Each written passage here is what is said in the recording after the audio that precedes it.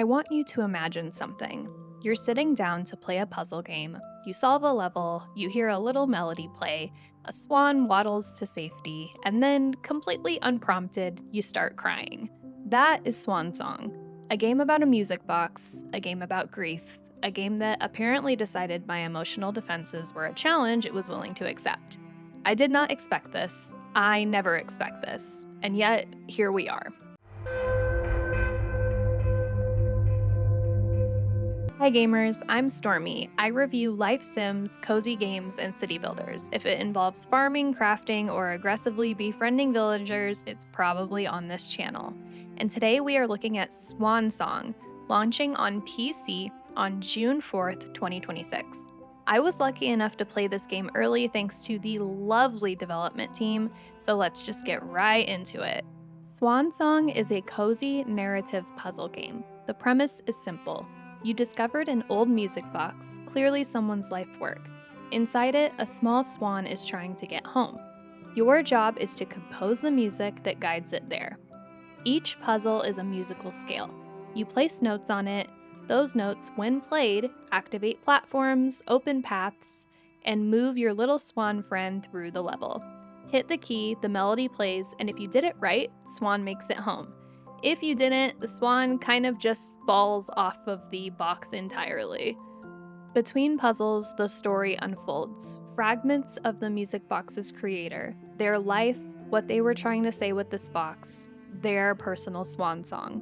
Content warning up front, the game does deal with terminal illness and death. So, fair warning. It definitely earns that warning. Let's talk about the actual puzzle design, because it is genuinely clever. At first, notes just move your swan forward. Simple enough, you're feeling good, you're a composer now. And then the game starts adding new types of notes. Some rotate your swan, some make him jump, some make him pause mid-melody, and eventually you're managing multiple sheets of music at once, carefully choreographing what happens at every beat. It's a really elegant system. The puzzle design grows on you. Every new mechanic is introduced naturally.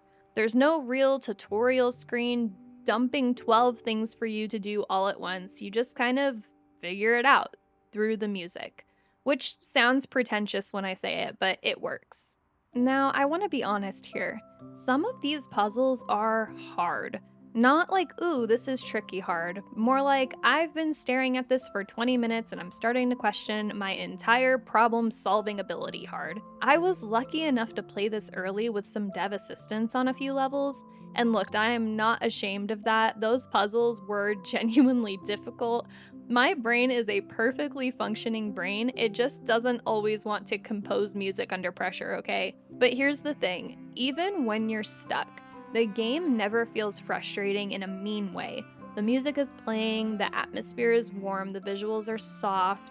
You're not stressed, you're just calmly failing, which honestly is a mood that I can respect. Now, moving on to the story. Without spoilers, Swan Song is about a person who built a music box for their family. That's the surface. Underneath, there's a story about grief, memory, regret, and love. The kind that doesn't need to be announced, it just hits you somewhere quiet and inconvenient. The narrative slowly unfolds in fragments as you solve each puzzle.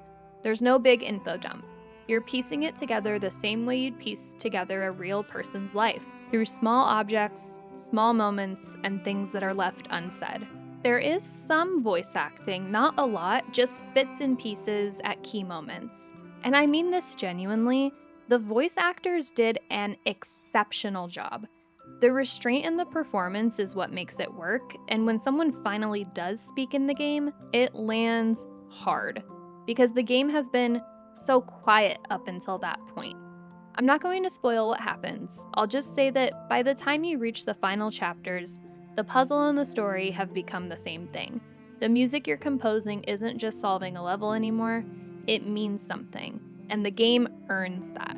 I was literally wiping tears from my eyes while solving a puzzle. I did not have that on my bingo card for this year, but Swan Song put it there anyway. The original soundtrack was composed by Jamal Green, and it's genuinely one of the best things about this game. What's smart about it is how it evolves across chapters.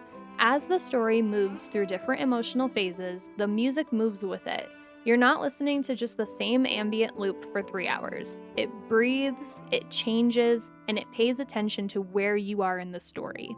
The visuals are low poly and warm, a deliberate handmade quality that makes everything feel like it was crafted with intention rather than generated.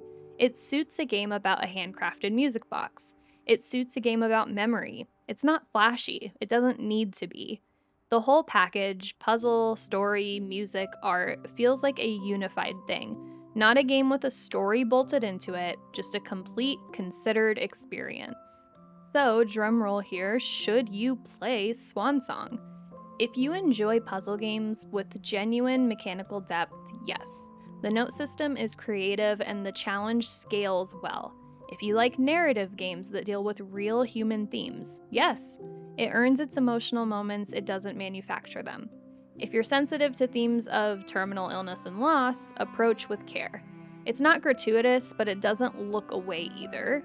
And if you're someone who thought they were immune to crying at puzzle games, Swan Song sees you. Swan Song is coming for you. Swan Song would like a word. I loved this one. It's small, it's quiet, and it has a lot more to say than games 3 times its size. Hats off to the devs here, genuinely. You guys are all very lovely people, too. And that's Swan Song. If you played it, let me know in the comments whether you cried or if you're a liar. If this helped you figure out whether it's worth your couch time, please don't forget to like and subscribe. I do this so that you don't have to impulse buy another game that you'll play for only 20 minutes. If you want to stick around, I've got another review popping up on your screen shortly. Thank you all so much, and I will see you in the next video. Bye!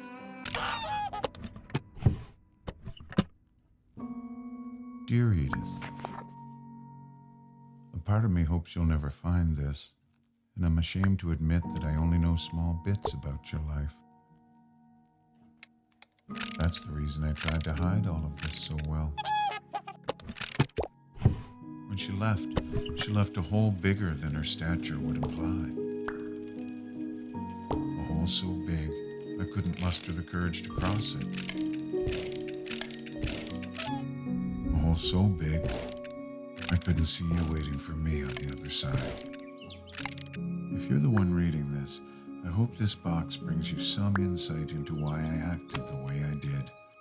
Not as an excuse, just as an explanation.